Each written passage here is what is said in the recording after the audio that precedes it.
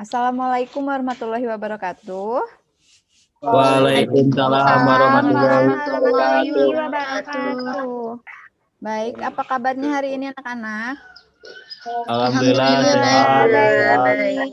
Baik ya. Oke. Ya. Semoga kalian tetap semangat dalam menjalankan pembelajaran jarak jauh ini. Walaupun kita masih dalam masa pandemi, tapi kita harus tetap semangat untuk belajar ya. Nah, sebelum kita memulai pembelajaran, alangkah baiknya kita berdoa terlebih dahulu.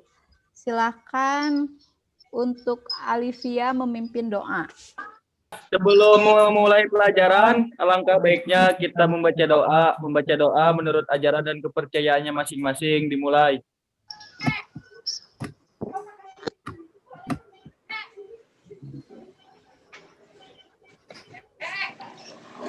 Selesai. Oke, terima kasih banyak. Nah, sebelum kita mulai belajar, Ibu tidak bosan-bosannya untuk mengingatkan kalian nih, kalau kalian keluar rumah, jangan lupa untuk 3M. Ada yang tahu gak 3M itu apa? Gunakan masker. Terus? Jaga jarak. Jangan memenuhi protokol kesehatan. Menjaga jarak jika Menjaga kalian jarak. sedang ada di kerumunan. Nah, seperti biasa kita absen terlebih dahulu. Untuk absen, Ibu akan mengirimkannya di chat. Untuk absennya, Ibu sudah kirim di chat. Kalian bisa diisi nanti ya. Baik, hari ini kita akan belajar tentang apa? Jadi kita akan membahas tentang KD 3.7, yaitu tentang peran pemuda dan mahasiswa dalam perubahan politik dan ketatanegaraan di Indonesia. Nah, sebelum kita ke materi, biar kalian tetap semangat dan menumbuhkan jiwa nasionalisme, kita mendengarkan lagu Indonesia Raya terlebih dahulu. Silahkan kalian mendengarkan dengan hikmat. Untuk suaranya bisa di-mute dulu untuk mendengarkan lagu bersama-sama. Udah ada, Bu.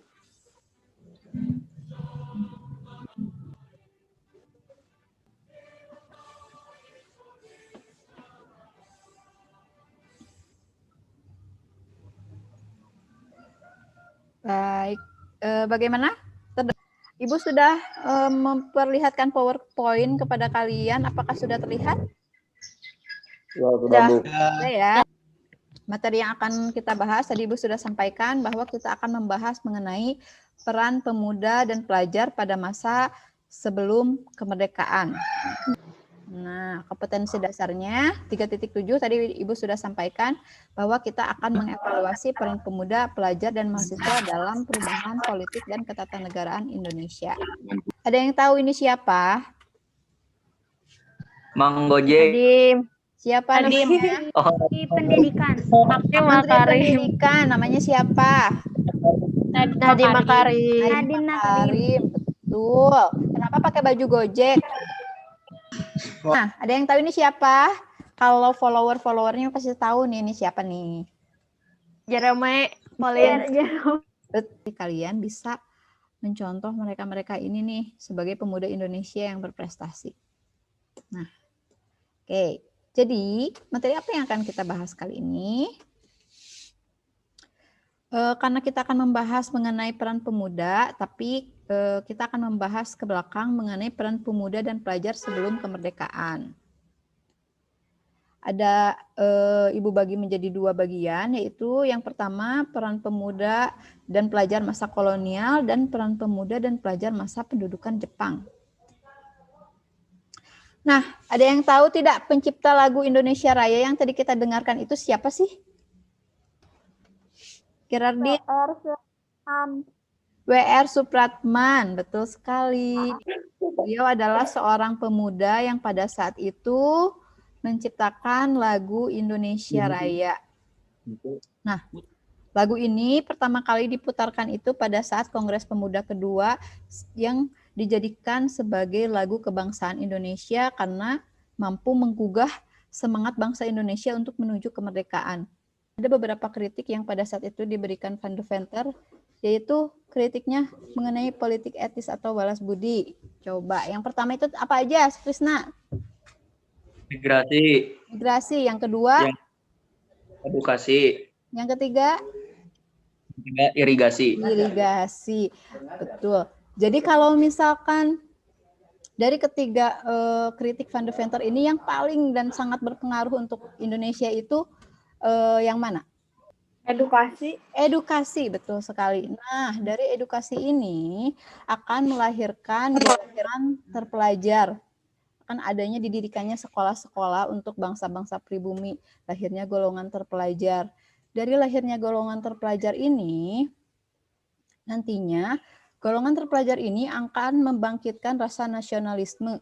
Dan nantinya mereka akan membentuk sebuah organisasi yang nantinya akan mulai terorganisir nih. Di sini ada 3 foto mengenai 3 orang atau 3 dokter sebagai pelopor pergerakan di Indonesia. Nah, karena pada saat itu salah satu pendiri Budi Utomo juga merupakan dokter di Indonesia. Jadi ada 3 orang di sini. Ada yang tahu siapa aja nih? Dokter Cipto, Dokter Cipto, Dokter Rajima. Dokter Sutomo, sama Dokter Dokter Sutomo. Wahidin. Betul. Jadi ada 3 orang dokter yang sangat berpengaruh dalam pergerakan nasional di Indonesia. Yang sebenarnya tujuan organisasi ini apa sih? Tujuannya adalah untuk melawan Belanda, tetapi dengan cara yang elegan, bukan dengan cara fisik atau peperangan. Ada yang bisa menyebutkan ikrar Sumpah Pemuda? Kami putra dan putri Indonesia mengaku bertumpah darah satu tanah air Indonesia. Iya. Kami putra dan putri Indonesia berbangsa satu, bangsa Indonesia. Kami putra dan putri Indonesia menjunjung tinggi bahasa persatuan bahasa Indonesia. Peran pemuda pada masa pendudukan Jepang itu dibagi ke dalam 2 bagian. Yang pertama kooperatif. Yang kedua non kooperatif. Apa sih yang harus dilakukan pemuda milenial untuk kemerdekaan? Menurut kalian, kalian harus ngapain aja nih untuk mengisi kemerdekaan ini sebagai pemuda Indonesia? Harus ngapain nih menurut kalian? Dan belajar yang giat, betul. Apalagi semangat nasionalisme yang tinggi, Bu. semangat nasionalisme yang tinggi, tidak tawuran atau menciptakan perdamaian. Apalagi hal yang positif. Lakukan tindakan yang positif dan bermanfaat. Belajar Belajar dengan Sungguh-sungguh. giat. Belajar dengan giat. Sungguh-sungguh. Acara dengan hikmat. Nah, betul. Itu adalah kegiatan-kegiatan positif yang bisa kalian lakukan di rumah ya. Kita teh kan punya beda pendapat dengan negara misalnya nih. Iya, iya. Nggak sependapat. Terus kita teh mengaspirasikan suara kita, Ya. terus nggak direspon teh dengan sama negaranya. Itu gimana, Bu? Oke. Demo ya. Nah, oke, tadi ada yang jawab demo aja. Kalau misalkan kita nggak setuju sama apa yang dilakukan pemerintah, ada hal-hal yang melenceng dari pemerintah lakukan gitu. Kalian sebagai pemuda memang harus untuk memberikan pendapat kalian gitu, kontribusi kalian terhadap negara ini apa. Kalian harus menunjukkan, jangan sampai apa yang dikatakan Megawati kemarin nih, katanya kaum milenial sekarang itu nggak ada kontribusinya apa-apa, bisanya cuma demo aja. Nah, jika kalian ingin berpendapat, silahkan berpendapat dengan cara yang baik. Kalau misalkan emang demo adalah jalan terakhir, silahkan kalian demo, tetapi tidak melakukan anarki ya. Selanjutnya, Ibu akan membagi kalian menjadi 4 kelompok ya.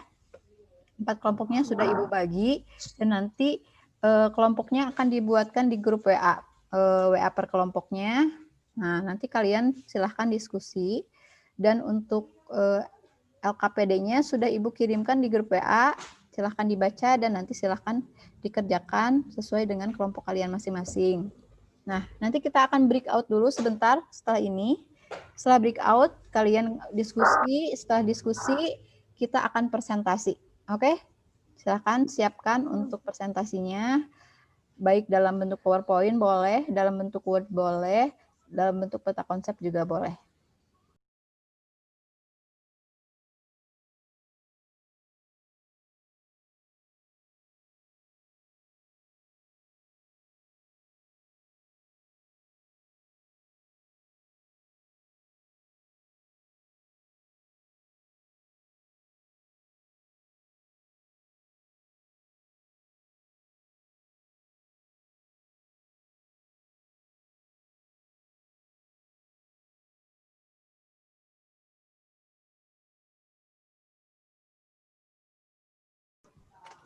Baik, Assalamualaikum warahmatullahi wabarakatuh. Waalaikumsalam warahmatullahi wabarakatuh. Waalaikumsalam warahmatullahi wabarakatuh. Bagaimana dengan diskusinya? Lancar? Lancar. Lancar ya. Baik, sekarang kalian siap-siap untuk presentasi. Untuk kelompok pertama, silahkan presentasikan hasil dari diskusi kelompok kalian. Assalamualaikum warahmatullahi wabarakatuh. Waalaikumsalam Warahmatullahi wabarakatuh. Warahmatullahi wabarakatuh. Di sini saya akan mewakilkan kelompok 1 yang berjudul presentasi PowerPoint Sejarah Indonesia yang berjudul Mengamati Kritik Mr. Konrad Theodor van Deventer terhadap negeri Belanda dan lahirnya terpelajar di Indonesia. Yang pertama adalah kritik dari Van Deventer terhadap pemerintahan Belanda. Politik etis. Apa sih politik etis itu? Politik etis atau bisa disebut politik balas budi. Suatu pemikiran yang menyatakan bahwa pemerintahan kolonial memegang tanggung jawab moral bagi kesejahteraan kaum pribumi. Tujuan dari politik etis adalah menggali kualitas masyarakat pribumi. Selanjutnya adalah dampak dari kritik tersebut terhadap Indonesia. Yang pertama, pendidikan. Selanjutnya adalah korelasinya dari kritik Van Deventer terhadap Indonesia atau golongan terpelajar di Indonesia. Pertama, kaum terpelajar mendorong perjuangan melawan penjajahan Barat melalui pendirian organisasi-organisasi pergerakan. Kedua, bersifat nasional dan sudah ada persatuan antara daerah. Perjuangan yang dilakukan melalui organisasi berhasil menyatukan masyarakat Hindia Belanda yang terdiri dari beragam suku. Terima kasih atas perhatiannya, sudah memperhatikan presentasi dari kelompok 1, kelas 12 MIPA 3. Assalamualaikum warahmatullahi wabarakatuh. Ada pertanyaan? Waalaikumsalam warahmatullahi wabarakatuh. Warahmatullahi wabarakatuh. Silakan yang mau bertanya. Aku mau. Siapa? Gerardin, silakan. Kan tadi politik etis itu menghasilkan golongan terpelajar. Kenapa politik etis bisa menghasilkan golongan terpelajar? Jawab, Niwayan. Silakan Arsy. Tadi sudah dijelaskan juga di dalam presentasi Niwayan bahwa kenapa bisa memunculkan kaum terpelajar karena di dalam politik etis adanya bidang pendidikan yang mengenyamkan pendidikan gaya barat, jadi memunculkan kaum terpelajar yang melahirkan sekelompok intelektual kecil pribumi gitu. Bisa dimengerti gak? Soalnya tadi juga dijelaskan sama Niwayan di presentasinya. Bagaimana Gerardin? Ada yang mau disanggah? Berarti karena pemerintah Belanda, orang Indonesia juga jadi bisa belajar kan? Ya. Itu Bu. Ya. Betul.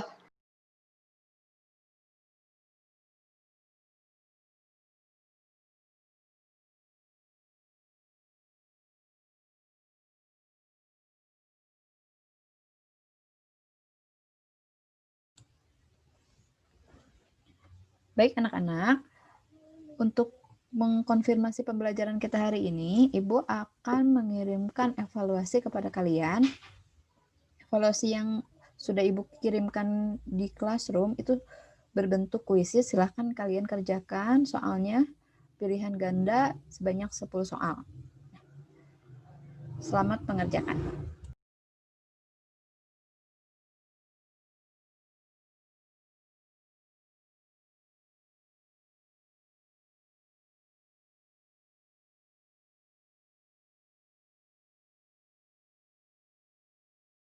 Silakan, ada yang mau memberikan kesimpulan dari pembelajaran kita hari ini?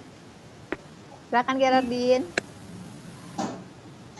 Jadi Belanda ataupun Jepang tidak hanya menjajah untuk mendatangkan kesengsaraan, tapi juga membuat rakyat Indonesia menjadi terpelajar, golongan terpelajar, dan bisa sekolah di luar. Terus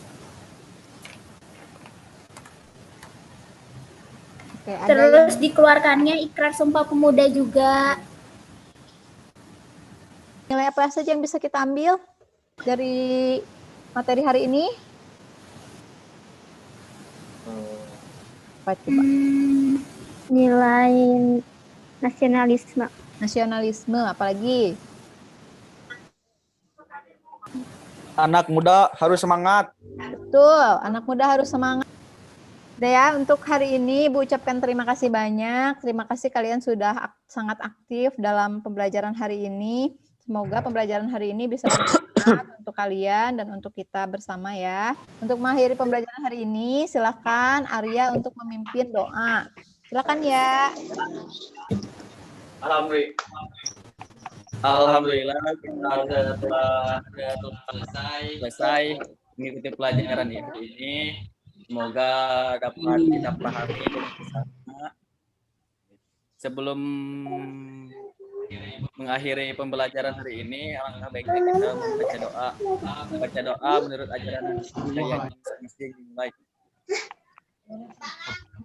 Terima kasih banyak. Kita ucapkan hamdalah bersama-sama. Alhamdulillah. Alhamdulillahirabbil alamin. Assalamualaikum warahmatullahi wabarakatuh. Waalaikumsalam.